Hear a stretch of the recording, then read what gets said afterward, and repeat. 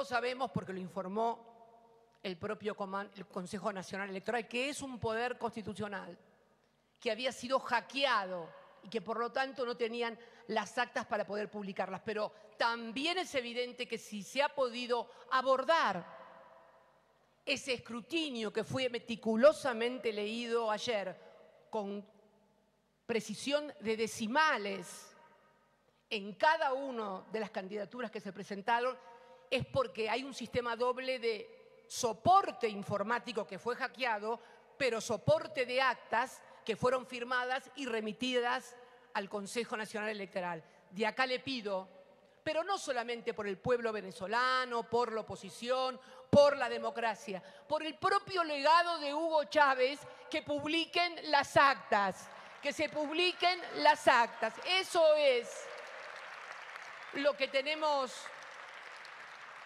que pedir, que se publiquen las actas, para que todos puedan escrutar, la opinión pública internacional, la oposición, el pueblo de Venezuela.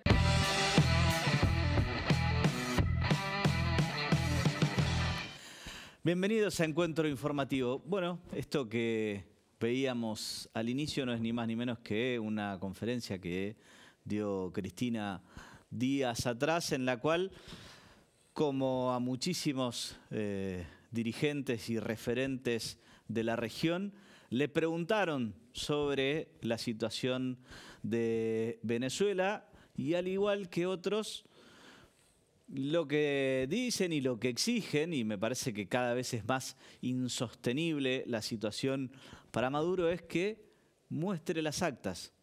En democracia se gana y se pierde.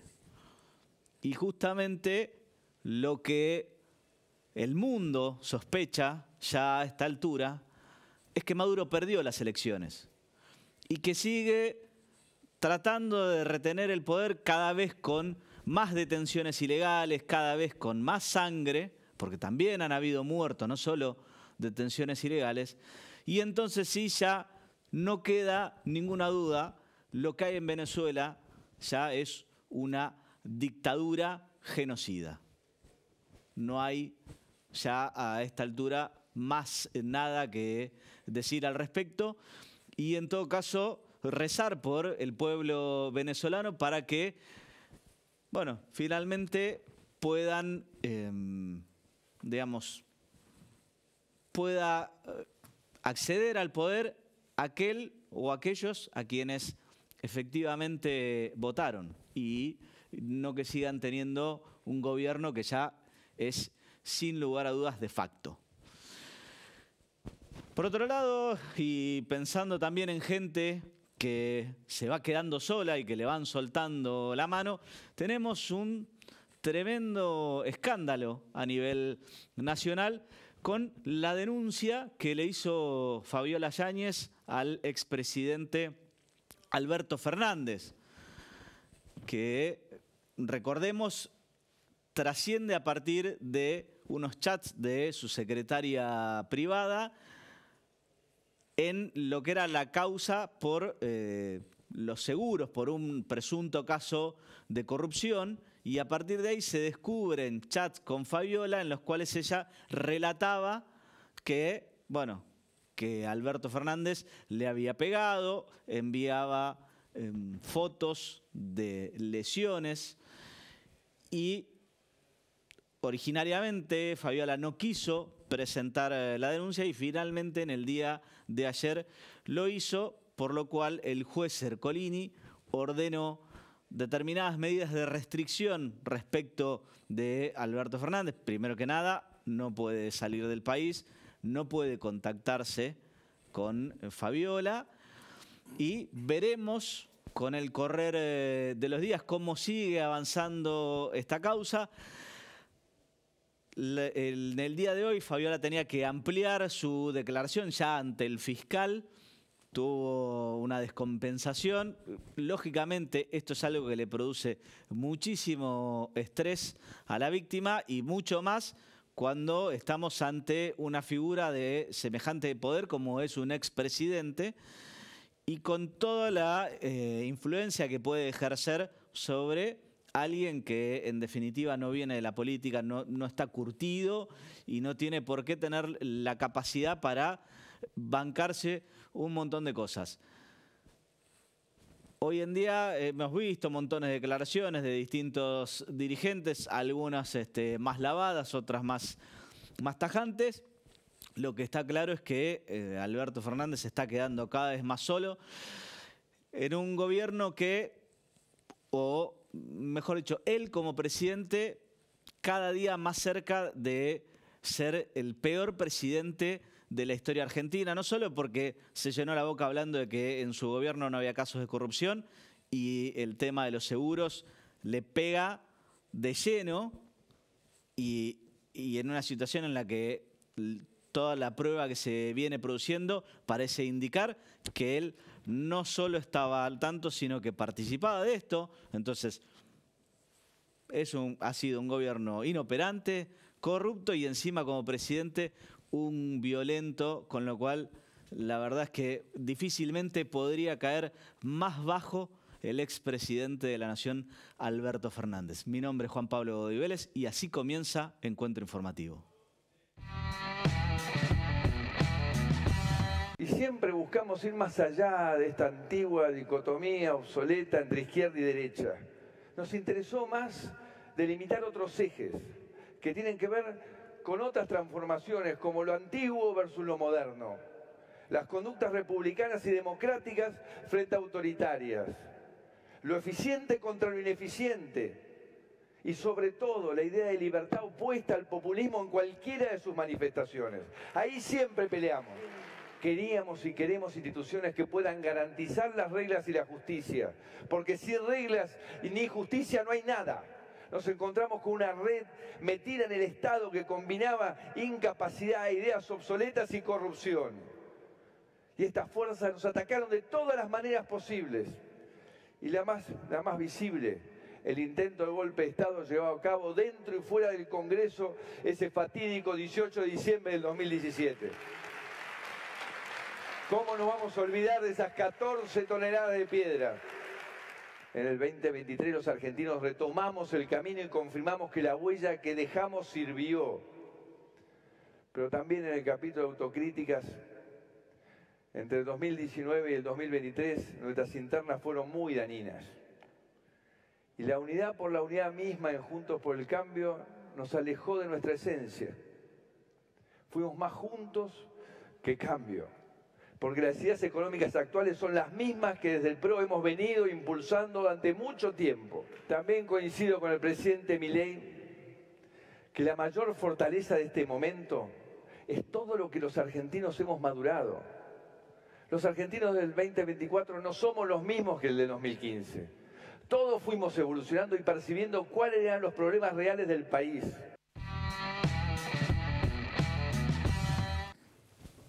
Muy bien, estoy ahora con Jorge Alarcón, mi amigo y colega. ¿Cuántos dimes y diretes que vienen yo lo pienso, ¿no? Entre lo que fue el acto del 9 de julio, ¿no? Con la firma del Pacto de Mayo tardío, que lo ningunearon a Macri. Más todo el post-reunión en Olivos entre Macri y Milei tenemos...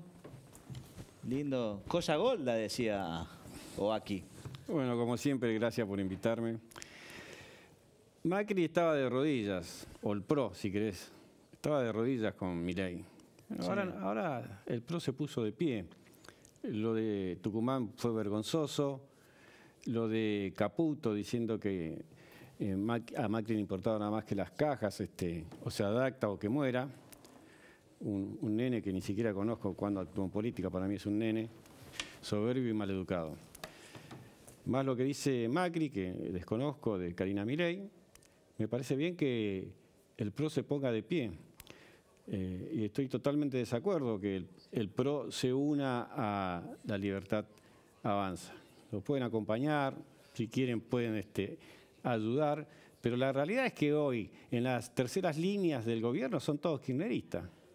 Y yo en eso estoy muy disconforme. Eso es algo que venís diciendo hace rato, que hay un acuerdo entre el kirchnerismo y Milei, y que justamente los funcionarios son mucho más funcionarios. Está claro que la Libertad Avanza es un partido nuevo y que por ahí tiene poca gente, pero lo que decís, te lo he escuchado más de una vez, que en vez de cubrir por ahí los cargos con gente más afín, como serían los del PRO, han buscado por otro lado. Eso es sin lugar a dudas. Yo creo que hay un acuerdo, Milei y Cristina Kirchner.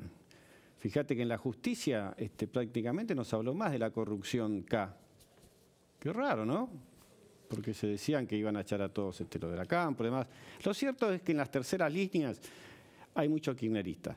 Y después tenés Scioli, jefe de gabinete, que son todos del kirchnerismo, del peronismo.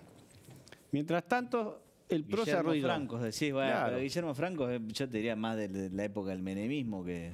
Bueno, todo lo que vos quieras, pero ¿por qué no uno del PRO? Que acompañó con los votos. Yo voté a Milei porque Patricia Bullrich aconsejó a votar a Milei y en ese momento Patricia Bullrich era del PRO.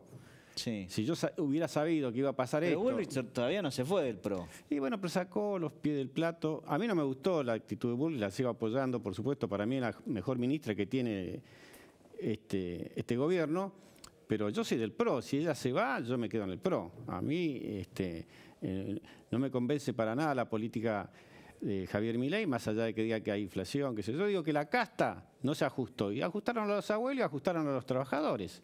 Hoy hay una miseria total y si no hay inflación es porque la gente no puede Y comprar. una ola de despidos descomunal y demás. Bueno, esta es una realidad y el PRO siempre me sorprende un poco cuando Macri dice estas ideas son nuestras, qué sé yo. Yo hasta me iría del PRO si es que las ideas es ajustar a los abuelos y ajustar a los trabajadores. Ajusten primero a la clase alta, que se está llenando de dinero ahora. Y vuelvo a decirte, la reforma famosa laboral fue toda a favor del empresario. Sí. Sacarle las multas significa que le dijeron, señores, pueden tener más trabajadores en negro. Poner 5 monotributistas por empleadores, decir 3 al final. O 3, bueno. Sí, en el Ahora, último cambio fueron 3. por donde lo mires, yo todavía no vi una sola medida a favor del pueblo. Bueno, repito, volvamos al principio. El Macri se levantó de estar arrodillado y nos benefició porque el PRO, yo creo que en las próximas elecciones tiene que ir separado de la Libertad Avanza y vamos a dar un batacazo. Bien, bueno, veremos cómo sigue avanzando todo esto porque, bueno, o sea, a medida que se vaya acercando el año electoral, seguramente va a seguir subiendo la espuma. Ahora, te cambio un poquito de tema, salvo que tengas algo más para decir al respecto. No, solo un mensaje a los dirigentes del PRO. El PRO nació con 20 personas. Ganó la ciudad, llegó al gobierno nacional. No nos arrodillemos con nadie, y menos con aquel que nos maltrata, verbalmente y con actos. Bien, clarísimo. Vamos a cambiar un poquito y quiero que me cuentes sobre el caso Loan, ¿no? Lo primero que quiero preguntarte es, ¿vos creés que Loan sigue vivo? Yo no tengo duda que sigue vivo, porque es un caso de trata más que sucede en Corrientes, que sucede en realidad en todas las provincias del norte, en la triple frontera. Yo por eso me aferro a que está vivo, no tengo dudas. Lamentablemente, cada vez se embarraron más la cancha. Sí. Y la política le ganó a la búsqueda de Loan. Fíjate un detalle. Sí. Me mataron en las redes cuando dije esto. El presidente de la Nación, Javier Milei, recibió a Torres medalla de oro en los Juegos Olímpicos de París. Pero no recibió al papá de Loan. No. No recibió al papá de Loan, ¿no? Bueno, ahí te demuestra lo que está pasando con Loan. La Sociedad Argentina de Pediatría, señora, señor, Sociedad Argentina de Pediatría, dijo que en el país hay muchos Loan. La falta de respuesta del Estado ante este tipo de casos es inadmisible. La Sociedad Argentina de Pediatría. Y dio este dato, esto no lo dio hace un año, la semana pasada. En el 2021 había 726 niños, niñas, adolescentes ausentes de su hogar. En el 2022, 1935. En el 2023, 3.115. Se está multiplicando de manera exponencial. Claro. ¿Qué quiere decir esto? Que Loan levantó una alfombra llena de basura podrida. Y nos encontramos con esto, porque todos tenían estos datos. Todos tenían estos datos. En Corrientes, En el 2008 se sancionó una ley justamente porque desaparecían los chicos. ¿Hace cuánto que sucede esto? ¿El Estado lo buscó?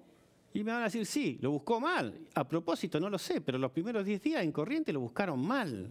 Sí. Que el pomberito, que el yacaré, que el puma, todo mentira. Después pasó al fuero federal y apareció un abogado que se llevó a la principal implicada una noche a Corrientes. La recibe un senador. La recibe una fiscalía que no correspondía al fuero donde tendría que ir. Un fiscal. Al otro día el gobernador hace una declaración diciendo que se solucionó el tema del caso Loan. ¿A vos te parece que no está metida la política? Por favor, señores. Por favor, señores. El defensor de la Nación, Atilio Álvarez, que es una eminencia, hay que decir la verdad, 40 años en el lugar, dijo, vamos a buscar el modo de enderezar lo torcido. 50 días después. Estamos hablando de un niño. Por eso yo creo que se embarró la cancha, porque la política no está buscando a Loan. Patricia Bullrich, que espero que lo esté buscando en silencio, pero que lo esté buscando, es la única que lo puede encontrar si quiere. Y para eso se tiene que enfrentar al gobernador Valdés. Son aliados políticos, todo lo que quiera, el voto importa, pero busquen a Loan. Porque en Corrientes, el narcomenudeo, el narcotráfico existe hace rato. Y ellos vieron que los papás, que las madres, daban a sus hijos para que vengan acá a Buenos Aires a trabajar de buena fe, porque en Corrientes el promedio es de 7 a 12 hijos por familia, en el campo estoy hablando. Estoy hablando en el campo. ¿Vieron eso?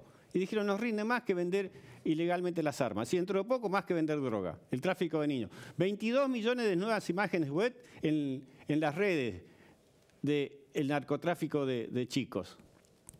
¿A usted le parece que esto no lo sabe? Todo el mundo lo sabe. En Corrientes, una mamá para tener su hijo, si vive en el campo, tiene que acercarse a la ciudad. En este caso 9 de julio, suponete. Cuando se acerca a 9 de julio la atiende un médico. Le dice, bueno, pero nosotros no tenemos lugar para dar a luz. Tiene que ir a Bellavista.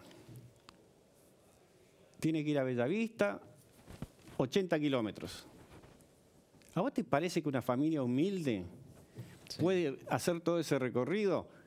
¿Cuándo? Sin recursos, claro, si no tiene ni cómo hacerlo. No, y no solamente eso, ¿cuándo lo hace? ¿Un mes antes? ¿15 días antes porque piensa que va a dar a luz? El 9 de julio, a donde Loan desapareció, si usted quiere dar a luz, señora, no tiene forma. Tiene que irse, le repito, a otra localidad, a otra provincia. Y bueno, eso habla de por sí. Las mujeres en Corrientes todavía tienen, muchas mujeres, sus hijos en el campo. Y les quiero decir más, y muchas chiquitas de 13, 14 años, 15 años, inclusive algunas violadas por sus propios familiares lo tienen en el campo. O la llevan a una clínica que le dice, falleció tu bebé. Y la nena tiene respira, porque era una carga para ella. Hay que decir la verdad con todas las letras. Este defensor de los niños, el otro día dijo en un canal, yo estaba presente y me sorprendió, porque lo graficó tal cual. En el campo, igual que el ganado, se marca y lo venden. Así sucede con los niños. Me pareció grosero, me pareció desubicado, pero dijo una gran verdad. Sí, es tremendo. Es tremendo. Encima, parece que dos de los celulares que estaban bajo custodia se les borraron conversaciones del día en que desaparece Loan, mientras estaban bajo custodia de la policía de Corrientes. Es que están tratando de encubrir la política, pero no la política porque los políticos se llevaron a Loan, porque el narcotráfico financia las campañas políticas. Fíjate, Juan Pablo, esto que muchos no lo saben, ¿Está investigando la justicia a Codazzi? Sí. ¿Al senador Peregrini? Sí. ¿Está investigando al chofer? Sí. Pero en otra causa, no en la principal. ¿Qué quiere decir esto? Que en la otra causa la van a dilatar, van a quedar todos libres. ¿Por qué en otra causa? Si llevaron a la principal implicada y trataron inclusive de esconder, o sea, hay que decir la verdad, trataron de ir por el tema del accidente. ¿Por qué otra causa para esos señores? Bueno, porque están cubiertos, esta es la verdad. La política, por algún motivo, no buscó a Loan. Y escúchame, y con respecto a la cámara Gesell y los chiquitos que fueron a declarar, que uno dice que se lo llevó encapuchado. Un horror la cámara Gesell, Juanpi. Primero dicen, hubo 2 cámaras Gesell. Mentira. Sí. La primera fue en una comisaría. No cumple con los requisitos para nada internacionales para lo que tiene que ser una cámara Gesell. O sea, mentira. Vos acá, vos tenés acá la dirección de este programa. Vos te equivocás y la pagás. Allá en Corrientes hicieron de todo, renunció nada más que el ministro de Seguridad. ¿Cómo puede ser eso? Entonces dice, bueno, vamos a la segunda cámara Gesell. ¿Y por qué lo hace la jueza? Porque sabe que la primera tiene nulidad para total. nada. Claro. El tema es que pasaron un montón de días en el medio y los chicos reciben un montón de información. Claro, están casi guionados. Aunque me digan que no, semi-guionados. Otro problema también. Y dan vuelta con la familia, y dan vuelta con la familia, dan vuelta con la familia. Pienso que va a tener, porque es cierto que Laudelina, Benítez y quizás otro más tienen que ver con que a Loan se lo hayan llevado. Pero hay que ir para arriba, y no quieren ir para arriba. No quieren hablar de Codazzi, no quieren hablar del senador, no quieren hablar de lo que dijo el gobernador, no quieren hablar de la justicia que actuó pésimamente durante 10, 12 días, que tenían una ley para actuar de otra forma. No quieren hablar de eso. Entonces, está bien, son aliados políticos para el gobierno de la nación. Por eso el presidente Javier Milei no lo recibió. Pero señores, se tiene que acabar esto. Repito, Loan levantó una alfombra llena de basura, basura podrida, que va a destapar la olla para siempre. Muy bien. Bueno, vamos ahora a un corte chiquitito y enseguida volvemos.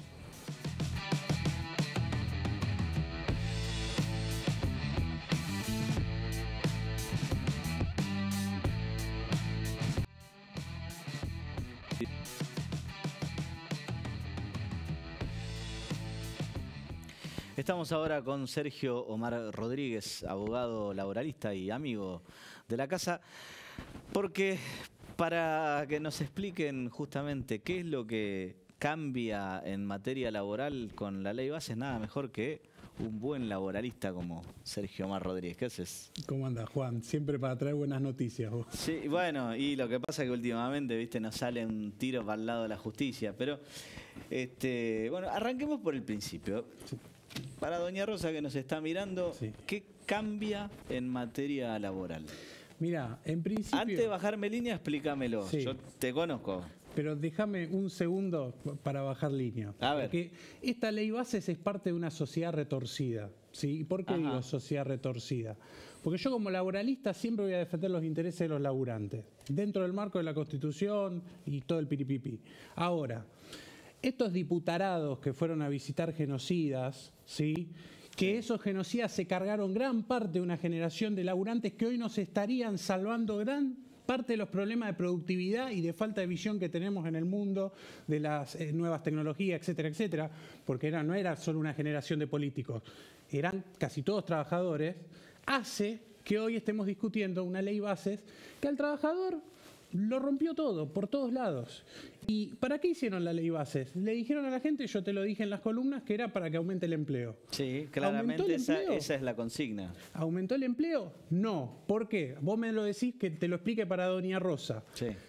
Nunca va a aumentar el empleo porque reformar leyes, técnicamente, esto lo digo como ya autor, como escritor, como doctrinario, técnicamente las leyes no afectan la empleabilidad, porque el concepto de empleabilidad nunca está atado a la normativa jurídica, sino al contexto económico. Es decir, el empleo es un concepto económico. Sí. La ley tiene por finalidades otro tipo de cuestiones que tienen que ver con la calidad y con la dignidad que tiene el trabajador en el marco de la Constitución Nacional. Ahora, yo las canto antes de que vengan. No es que me subo. Entonces yo voy a cantar algo ahora y lo voy a decir por primera vez de forma pública y estoy cansado de acertar. Yo quiero instar a los políticos a equivocarme en algún momento porque si no ya esto es bravísimo. Guarda con las elecciones que vienen, porque van por la reforma del 14 bis. Vos me vas a decir, no, pero vos sos pará, eso es muchísimo. Sacá la pantalla de humo. Ahora, yo te voy a decir una cosa. Nosotros tuvimos la Constitución del 49, que era toda una Constitución, y la redujeron al 14 bis. Sí. 3 párrafos. La revolución fusiladora del 55. Bueno, ahora van por los 3 párrafos. Entonces, todo esto, que la generación de los trends de TikTok, los chicos que están contentos, la gente que está con la clase media mientras no le toquen los ahorros, todo esto que ustedes ven tranquilo desde la pantallita, desde el Twitter, desde las redes sociales. Igual a la clase media ya le están tocando los ahorros, te digo, Sí, ¿no? bueno, pero a la clase media, viste, hasta que no le tocan, no sale, porque los trabajadores, los sectores populares, hemos visto que ahora están haciendo la marcha de San Cayetano. Sí. Hoy ATE tuvo 90% de adhesión. Ya se están despertando los sectores populares que hace rato que vienen en la calle, pero sin la clase media no hay posibilidad, porque ¿a quiénes van destinados los mecanismos de comunicación y de convencimiento? A la clase media. Entonces, no esperemos lo peor y dejemos de decir no va a pasar, porque en la historia, ¿sí?, ya pasó. Esto no es la primera vez que se vio. Estas estadísticas, 55% de pobreza que denuncia el UCA, con un 20 y pico por ciento, un 20% de indigencia. ¿Qué estamos hablando? ¿De que somos una sociedad 75-25? ¿Ese es el modelo de sociedad? Bueno, yo les cuento que existe en la regla general en el mundo países que son 90-10 y hacia eso vamos. O sea, no es que tocamos un piso y que va a rebotar. No rebota nunca esto, porque las políticas del gobierno van hacia ese sentido. Entonces, ¿cómo uno puede ser dador de buenas noticias? La reforma laboral es... Hoy en día nadie va a hablar de eso porque ya está, ya... ¿Qué te voy a decir yo? Que los trabajadores los están despidiendo y no le pagan las indemnizaciones porque ya no existe castigo para el que paga las indemnizaciones. Bueno, ese es un tema fundamental. Para la gente que, digamos, tiene un juicio en trámite. Sí. ¿Sí? O para aquellos que fueron, por ahí no iniciaron el juicio, pero fueron despedidos antes de la reforma. Sí. ¿Se les aplica la reforma o se les aplica el régimen legal anterior? Bueno, ese es otro de los problemas que trajo esta ley bases. Hasta antes de la ley base había una jurisprudencia uniforme al orden público laboral que se venía trabajando durante los últimos años. Sí. El criterio lo vamos a saber dentro de los próximos 2 años. Hay que generar jurisprudencia. Ya tenemos 2 fallos. El de Corrientes, que es vergonzoso. Bueno, y ahora se le suma uno que es el de Misiones, o no sé si es al revés, que aplica las multas. ¿Cuál es el secreto acá? La interpretación de los magistrados. ¿A qué? Al artículo 7º del Código Civil y Comercial de la Nación, que establece que las leyes son aplicables desde su sanción, ¿sí?, en adelante. ¿Qué pasa? ¿Qué es lo que te van a discutir los jueces y cuál va a ser la jurisprudencia que se tiene que generar? Es, si yo tengo una relación laboral existente y tenía un marco tuitivo protectorio, que son las multas, existentes, ¿se le aplica o no se le aplica? Bueno, ahí va el criterio subjetivo de los magistrados, porque los magistrados, y que yo, a ver, no espero nada de los magistrados, porque yo que litigo, la cobardía que tienen... No me interesa. La cobardía que tienen los magistrados para ponerle unas 30 a una entidad bancaria que no cumple con la contestación de un oficio. Habla en castellano, unas 30. La gente no sabe qué son una 30. Multa. Vos cuando tenés que ordenar una cuestión, una resolución... Cuando se ordena una medida de prueba. Sí. Sí. Y una entidad bancaria, ya que o un es pago, con el banco, un giro, quien sea, no cumple con esa medida que ordena el juez, se le puede aplicar una sanción que tiene el nombre de AS30. Sí. Entonces, lo que nos dice acá Sergio, que está haciendo amigos cada 30 segundos, es que los jueces nunca ordenan esas sanciones contra las distintas entidades privadas, sean banco u otro, y deberían tener más coraje y sacudirles para que cumplan en tiempo y forma con las medidas judiciales. Nunca no. Después del 10º pedido y la 10ª intimación por 3 días, ahí sí lo hacen. 200 pesos por día. Entonces, estos van a aplicar esta interpretación. ¿Cuál va a ser la interpretación? La Constitución dice la más benigna al trabajador, pero ya hay un fallo en contra, hermano. Entonces, lo que quiero decir es... ¿Qué es lo que dicen los que aplican la ley bases con la eliminación de las multas? Tienen 2 argumentos. El primero, te dicen, está bien, la ley, el contrato laboral estaba vigente antes de la ley, pero el efecto de la extinción que genera la aplicación de la multa es posterior a la ley. Bueno, ahí no hay interpretación benigna, con lo cual es dudoso. Ahora, el otro argumento penoso que estuve leyendo es, aplican la ley penal a las sanciones pecuniarias con función preventiva del área laboral. O sea, ¿quién va preso por no pagar una multa? O sea, le aplican, en vez de aplicar el indubio properario, que es lo que corresponde en materia laboral, que es un principio laboral, que es ante la duda, se está en favor del trabajador, Sí, y que la ley laboral es de orden público, así que no hay mucho margen de interpretación al respecto, aplican la ley penal porque consideran que la multa es una sanción penal a el empleador, como si estuviéramos hablando de un delito. Bueno. Si vos, si vos me lo decís que lo aplica, no sé, un tribunal ómnibus del interior, que hacen civil, comercial, mire, bueno, bien. Lo están aplicando jueces de primera instancia nacional de los 80 juzgados de capital. Entonces, a ver si empezamos a poner las cosas como son. Porque yo me ganaré enemigos, pero por lo menos salgo a la calle y miro al trabajador a los ojos, porque lo recibo todos los días. Parece una oficina de ANSES mi estudio jurídico. Bueno, y no me alegro estoy exagerando. Por vos. Sí, bueno, pero cuando vos te podés alegrar hasta cierto momento, pero cuando vos tenés a tu amigo, a tu familiar, no podés cenar tranquilo, que me despidieron, a mi esposa la despidieron, lo digo, total, ya que estamos, porque la realidad nos toca a todos. Entonces, lo que yo dije en la columna anterior con números, hoy hicimos demagogia. Hoy le planteamos a la gente enérgicamente que la situación, el horno no está para bollo, como dirían las abuelas. Sí. Entonces, presten atención a la marcha que se está dando en el marco de la religiosidad del culto católico apostólico romano. Sí, San Cayetano es muy importante. Presten atención al 90% de acatamiento que tuvo Aguiar y el gremio de un sindicato del Estado. ¿Por qué? Porque no es en cualquier momento. La gente, Juan, tiene miedo de hacer un paro porque tiene miedo que los despidan. Sí. Atacaron, bueno, la ley Bases, que ahora se reglamentó para el empleo público, hizo algo inédito. Una catarata de juicios va a haber después de este gobierno. Sí. Van a despedir gente con planta permanente. Sí. ¿Sabe cómo va a terminar eso? Fortuna van a gastar. Fortuna. Y no va a ser este gobierno, porque este gobierno, la gente, la democracia, se elige. Yo igual coincido en algún concepto con algún que escuché por ahí. Esto más que democracia es dictocracia. ¿Por qué? Porque está bien, el método es legítimo, el presidente es legítimo en su poder, en lo que hace. Ahora, la estafa electoral que está cometiendo en el mecanismo, en las formas, en los gestos. Pierre Bourdieu hablaba de violencia simbólica. Le hacen sentir al trabajador que es una porquería, que lo despiden como si nada. ¿Por qué? Porque el presidente de la nación pregona la deshumanización del trabajador, de los derechos, de las mujeres y de todo concepto que tenga algún sesgo de humanidad. Entonces las cosas, como te dije una vez, hay que decirlas por su nombre. Ni yo soy un loco ni el presidente es Gandhi. ¿Sí? Hay que empezar a poner las cosas en su orden. Por algo hay gente que se especializa en determinados temas. El presidente tendría que empezar a asesorarse y no puede ser que un tuitero le maneje la inteligencia o le maneje el consejo para con quién puede hablar o con quién no, o lo hagan a través de una sesión de Medium. Sí, clarísimo, Sergio. Bueno, no me invitas más, ¿no? Después de esto. Pero te voy a seguir invitando, por supuesto, no te quepa ninguna duda. Ahora los invito a ver este informe y seguimos.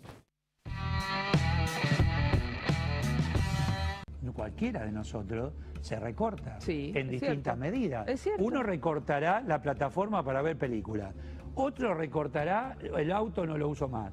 Y otro, y ese es el que está grave, dirá, no hay desayuno o no hay almuerzo. Obviamente. Una comida por día. Obviamente. O sea, en distintos niveles, todos estamos recortando. Y el que se recorta más. Pero no se paró el consumo. Consumimos todos menos. Si vos vendías 10 kilos de carne, hoy vendés 6 o 5. Bueno, esos 5 kilos son los que podemos comprar. Sí. Efectivamente. Y lo que pasa es que no eran reales. podemos comprar menos empleados. 10 kilos con un salario genuino real, no inflado por emisión. Pero, ¿no? En algún momento. A ver, ¿sabés qué dice el presidente Milei? La preocupación me parece hoy es que si se venden 5 kilos en el frigorífico necesita menos empleados, la gente dejó de preocuparse por la inflación, pero está preocupada por la ocupación hay algo y el empleo. simple, esto, frase del presidente. Sí.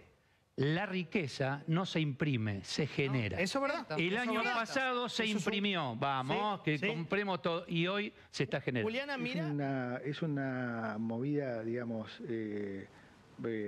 muy positiva del central, porque hoy vos tenés oro en el Banco Central, que es como si tuvieras un inmueble adentro, un edificio, o sea, no lo podés usar para nada. En cambio, si vos tenés ese oro afuera, le podés sacar un retorno, y la realidad es que el país necesita maximizar, digamos, los retornos de sus activos. Entonces, tenerlo encerrado en el central sin hacer nada, para el país es negativo. Es mucho mejor tenerlo custodiado afuera donde te pagan algo. Nosotros tenemos una tradición de lucha con los derechos humanos. Fuimos de los primeros países, el único país que con sus pros y sus contras hicieron juicios a todos estos asesinos. Entonces, hoy es fundamental estar acá para no permitir bajo ningún concepto que desmantelen esos sitios, que nos quiten la memoria. Estamos ahora con Gabriel Solano, dirigente del Partido Obrero. ¿Qué tal, Gabriel? ¿Cómo estás? Bien, bien. Buenas tardes. ¿Estuviste hoy por la marcha de San Cayetano? Sí, estuve un ratito en Plaza de Mayo, una marcha importante. Había sindicatos, movimientos sociales, piqueteros. Fue una marcha que había colegas tuyos que me consultaron, yo la definí como una marcha necesaria, pero no suficiente.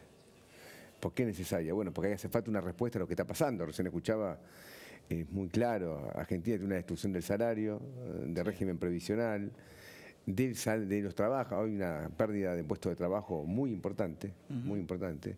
Un hecho que se está discutiendo poco, pero para mí es clave, es que la Secretaría de Trabajo, el ex Ministerio de Trabajo, se están sustanciando centenares de pedidos preventivos de crisis de las grandes empresas. Y es un tema clave porque los recursos preventivos de crisis es el medio que tienen empresas importantes para un despido masivo, ya no un despido de 4 o 5 trabajadores. Sí, y eso lo pueden despedir, es un despido masivo y además con indemnizaciones muchas veces que no son lógico. 50%. Por ejemplo, ahora empresas como Firestone, como FATE, empresas de primer nivel, grandes grupos económicos, por tener que pasar una pérdida de un trimestre, después de haber acumulado beneficios extraordinarios, piden un recurso preventivo de crisis para proceder a despedir 400, 500, 600 trabajadores.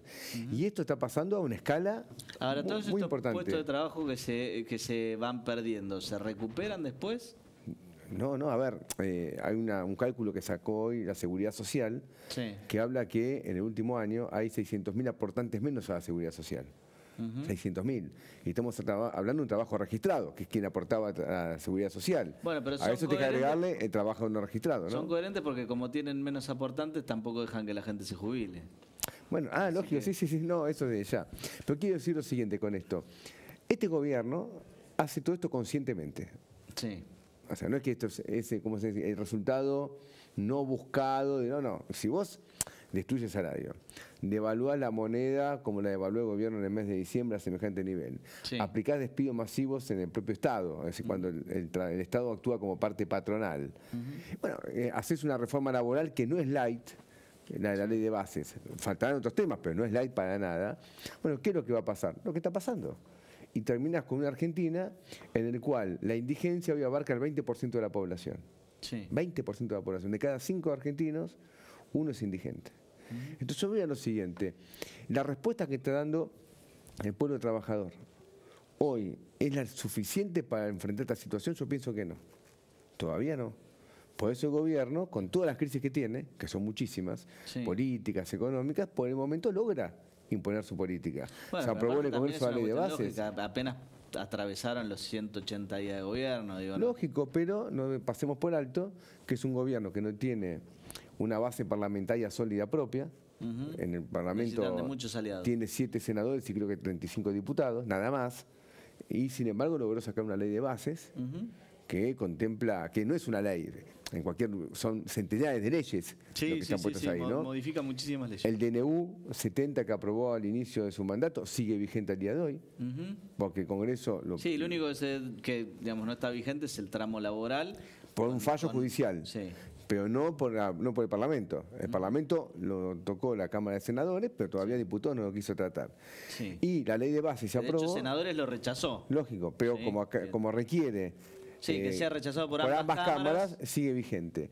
Y en relación a la ley de base fue aprobada con el concurso de muchos sectores opositores. Muchísimos. Porque como te decía antes, tienen 7 senadores sobre 72.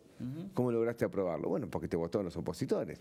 Entonces, acá hace falta otra política para poder derrotar al gobierno. Digo derrotar, porque el gobierno no lo vamos a convencer. Acá hay que sacar. Este gobierno representa intereses económicos, sociales, diplomáticos, estatales muy definidos. No es que está equivocado. No, ellos actúan consecuentemente porque defienden intereses que son los opuestos a la mayoría del pueblo argentino. Sí. ¿Vos pensás que este distanciamiento que se viene dando con Macri, donde bueno, empiezan a tener ya desacuerdos más notorios y más públicos, puede repercutir en que ya no tengan la misma facilidad para sacar, digamos, leyes en un futuro próximo? Mirá, sabes que igual ya con lo que sacaron es un montón. Te doy un ejemplo. Se aprobó en la Cámara de Diputados un aumento muy miserable para los jubilados, porque la jubilación mínima estaba en 230.000, si no me equivoco, y con ese aumento va a 290.000. Sí. Cuando la canasta de la tercera edad, que mide la defensoría respectiva, creo que coloca la jubilación, la canasta básica del jubilado en casi 900.000 pesos. Sí. Es decir, es un aumento muy, muy bajo. Lo aprobó la Cámara de Diputados, pero todavía el Senado no lo quiere aprobar.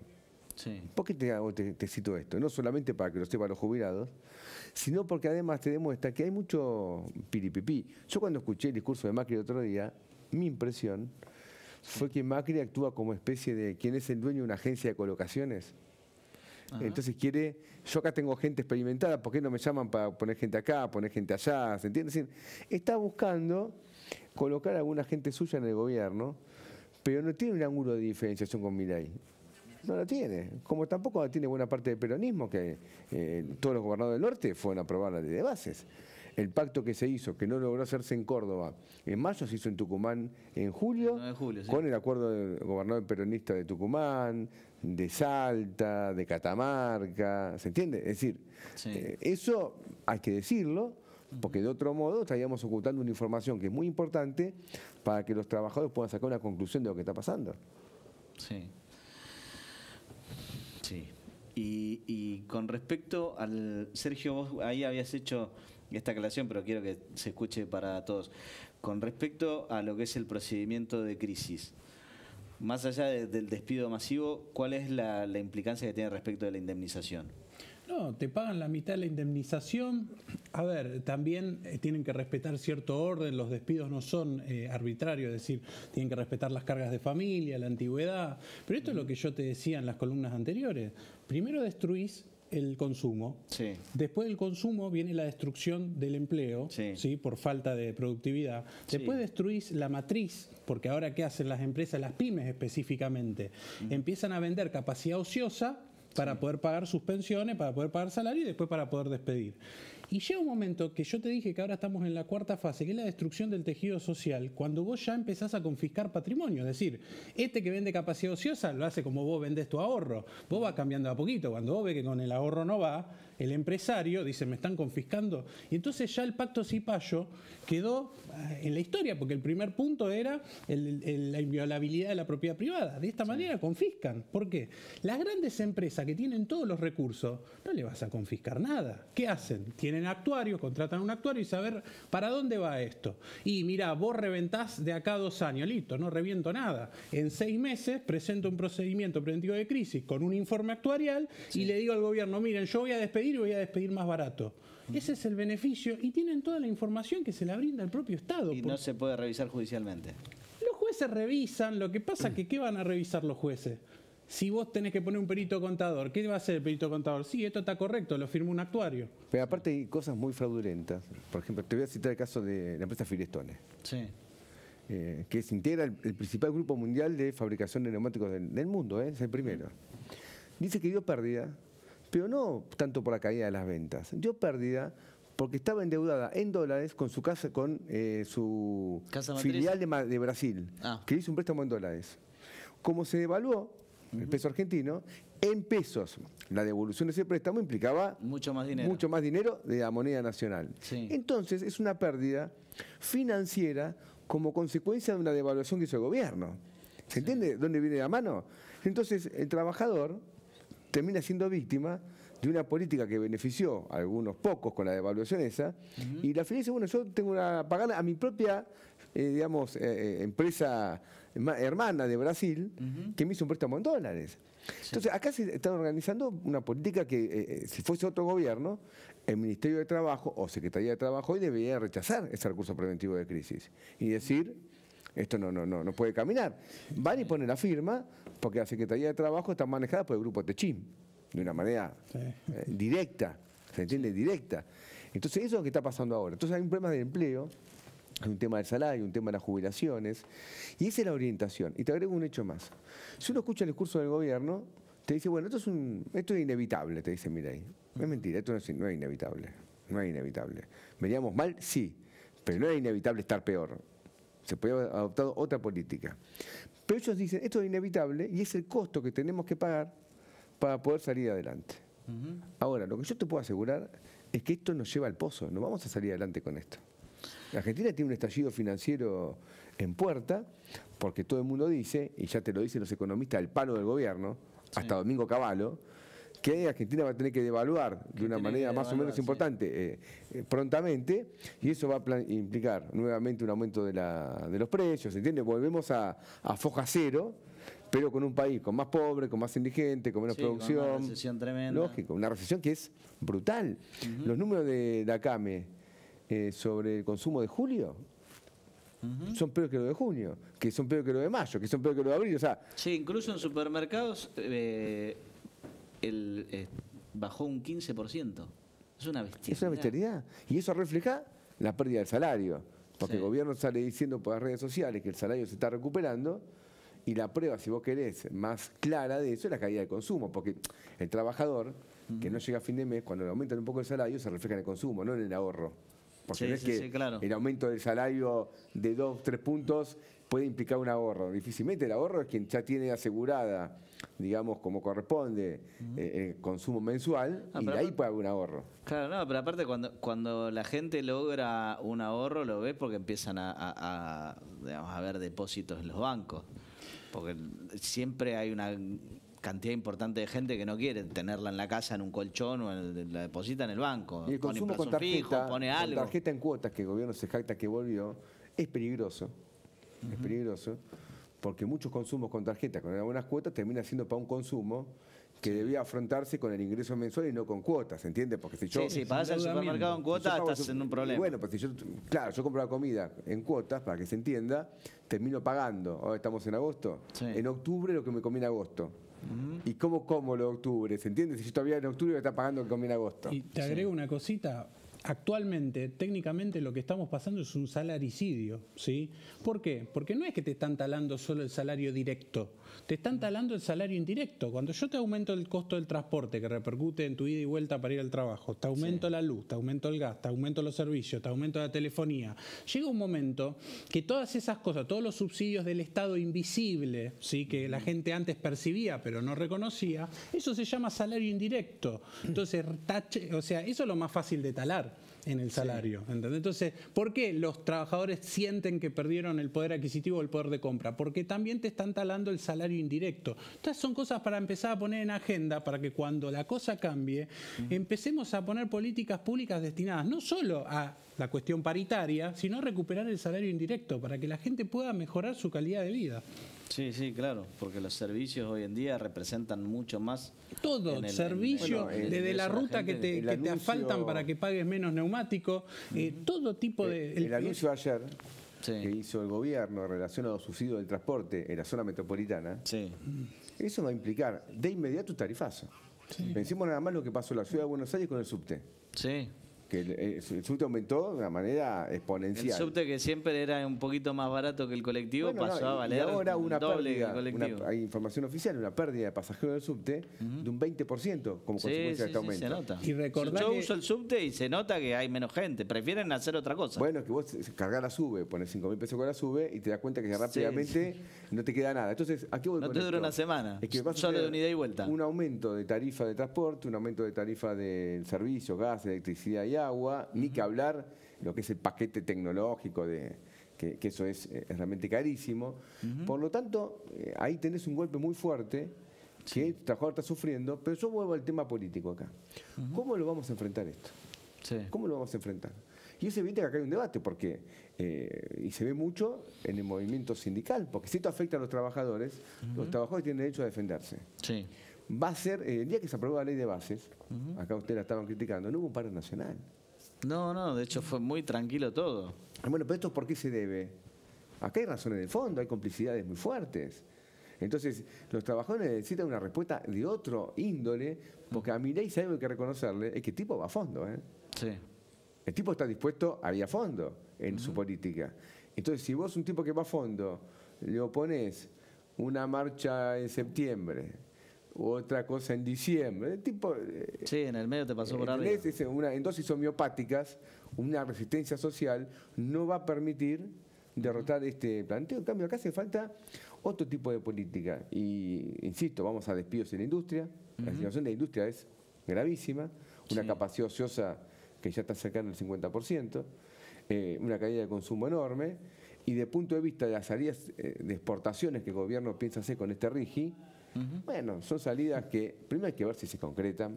Sí. Porque todo el mundo está peleándose por los 30.000 millones de dólares de este proyecto de inversión entre YPF y Petrona, la empresa petrolera malaya. Sí. Pero eso puede terminar... Sí, hasta que se vea un dólar de eso, primero tiene que haber una inversión enorme y vamos a ver, o sea, por eso te digo. Y vos tenés un montón de provincias donde ya hay ese tipo de RIGI. Digamos, donde está la minería. ¿Y cómo están en esas provincias? Sí, San Juan, por ejemplo. San Juan, La Rioja, Catamarca, la propia Santa Cruz, que la minería... ¿Cómo están esas provincias? ¿El pueblo tiene un mejor nivel de vida? No, porque son inversiones que ya tienen terribles beneficios impositivos, que generan muy pocos puestos de trabajo, pocos puestos de trabajo. Entonces, y los buenos son todos calificados, porque o sea, el puesto de trabajo promedio que generan, en general, el trabajo insalubre y mal pago. Sí, básicamente es al inicio, cuando está la obra civil de la construcción. Una vez que la obra civil de la construcción ya está realizada, y bueno, el trabajo propio del obrero... Modelo de factoría, extractivista, o sea, no... Muy poco. Entonces, no genera mucho. Esa política no era que nos va a sacar adelante de ninguna manera. Y con la crisis financiera, hablábamos recién en el corte, que está ahora desatándose, el gobierno de Milei está atado al cepo, está atado a todo, y por lo tanto las presiones devaluatorias van a ser más fuertes que antes. Toda la región está devaluando sus monedas, toda la región. Por lo tanto, Argentina, con este esquema financiero que armó... Sí, se está encareciendo. Se está encareciendo muchísimo, sin que eso implique que el trabajador tenga mejor poder adquisitivo. No es que se encarece porque el trabajador tiene mejor poder... No es que se encarece su moneda como consecuencia de una mayor productividad.